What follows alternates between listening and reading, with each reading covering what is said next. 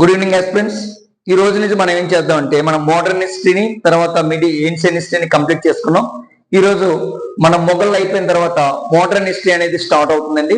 మొఘల్ తర్వాత మనం చెప్పుకున్నాం మొఘల్ సామ్రాజ్యంలో లాస్ట్ వాడు ఎవడండి? రెండో బహదూర్ షా ఏంటి. ఆయన తర్వాత మొఘల్ సామ్రాజ్యం అనేది అంతమవడం అనేది జరిగింది. ఆ తర్వాత మోడర్న్ హిస్టరీ అనేది స్టార్ట్ అవుతుంది అనమాట. మోడర్న్ హిస్టరీ ఏంటంటే ఏంటి అంత కొత్తగా ఏది జరిగిపోయింది హిస్టరీలో అంటే ఏం జరిగిందంటే అప్పటి వరకును అంటే ఈ భారతదేశంలోకి ఐరోపా వారు వచ్చిన తర్వాత నుంచి భారతదేశం యొక్క చరిత్ర మారింది. అది మోడర్న్ హిస్టరీ అంటే. ఐరోపా అంటే అంతకుముందు ఐరోపా వారు రాలేదా? వచ్చారు భారతదేశంలోకి. ఫ్రాన్స్ నుంచి వచ్చారు, స్పెయిన్ నుంచి వచ్చారు, పోర్చుగీస్ నుంచి వచ్చారు, ఇంగ్లాండ్ నుంచి వచ్చారు. ఐరోపా వారు అంతకుముందు కూడా భారతదేశానికి వచ్చారు. కానీ ఏం జరిగిందంటే క్రూసేడ్స్ అనే ఒక పదం అనేది ఉంటుందండి. ఏంటి క్రూసేడ్స్ అంటే ఈ ఐరోపా వారికి దిగువన ఉన్న ముస్లిం రాజ్యానికి, ఐరోపా అంటే క్రిస్టియన్ రాజ్యం, ఈ క్రిస్టియన్ రాజ్యానికి ముస్లిం రాజ్యానికి మధ్య యుద్ధాలు జరుగుతూ ఉండేవన్నమాట. క్రిస్టియన్ రాజ్యానికి ముస్లిం రాజ్యానికి మధ్య యుద్ధాలు జరుగుతుంటాయి. ఆ యుద్ధాలని క్రూసేడ్స్ యుద్ధాలు అని అంటారు అనమాట. అయితే ఈ క్రూసేడ్స్ యుద్ధంలో భాగంగా ఏం జరిగిందంటే మన యొక్క ఈ టర్కీ దేశానికి అప్పుడు మహమ్మద్ II అనేవాడు పరిపాలిస్తూ ఉన్నాడండి. తర్వాత యూరోప్ దేశంలో ఒకటైన బైజెంటియన్ అనే ఒక బైజెంటియన్ అనే దేశాన్ని అప్పుడు కాన్స్టంటైన్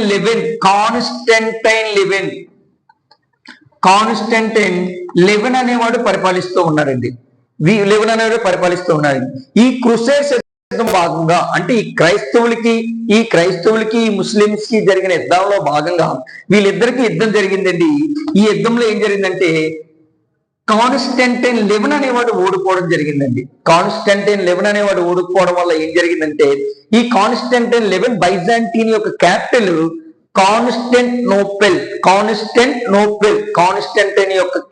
బైజాంటిన్ యొక్క క్యాపిటల్ కాన్స్టాంటినోపుల్. అప్పుడు ఈ కాన్స్టాంటినోపుల్ ని ఎవరైతే యుద్ధంలో గెలిచారో ఈ మహమ్మద్ II అనేవాడు ఈ కాన్స్టాంటినోపుల్ ని ఆక్యుపై చేసాడండి.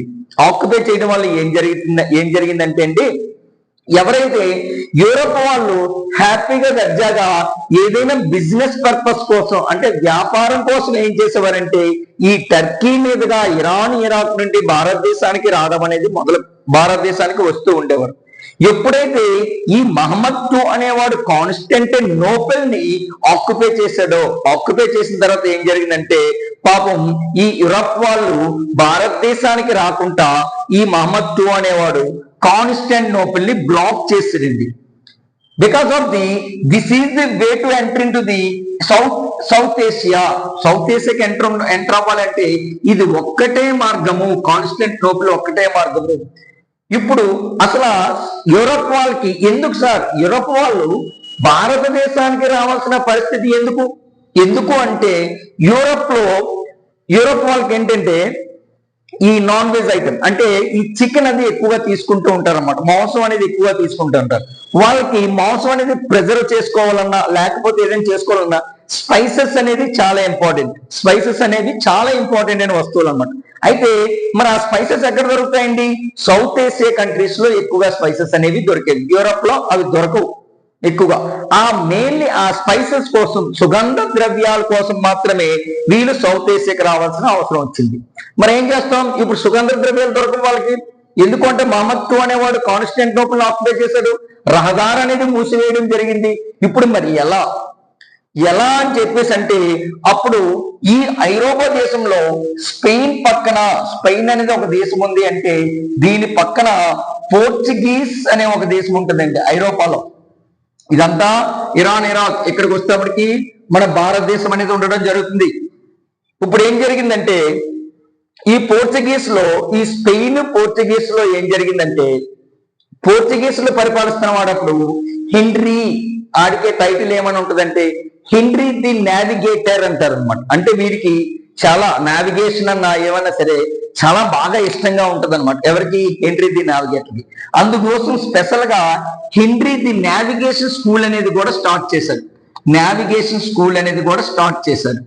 ఈ నావిగేషన్ స్కూల్లోనే మనకి బర్తలోమా డయూస్, కొలంబస్, అండ్ వాస్కోడిగామా వంటి ప్రముఖులందరూ కూడా ఎవరైతే టాప్ నావిగేటర్స్ వాళ్ళందరూ కూడా ఈ నావిగేషన్ స్కూల్లో నుంచి చదువుకొని వచ్చిన వాళ్ళే. అయితే ఈ హెన్రీ ది నావిగేటర్ అరే మనకేం జరిగింది, టర్కీలో ఉన్న భూభాగం గుండా మూసేశారు. ఏం భూభాగం పోతే అప్పుడు ఇంకా ఫ్లైట్లు అవి కొనుక్కోలేదు వెళ్ళడానికి.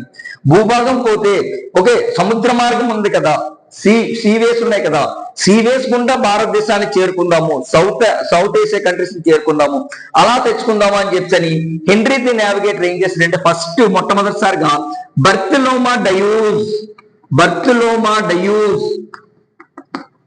ఈ బర్తలోమా డయూస్ అనేవాడిని ఈ పోర్చుగీస్ నుంచి అరే బాబు నువ్వు వెళ్ళి ఎక్కడైతే మన సౌత్ ఏషియా ఉందో, సౌత్ ఏషియా కంట్రీలో భారతదేశం అంటే సౌత్ ఏషియా కంట్రీస్ ఉన్నాయో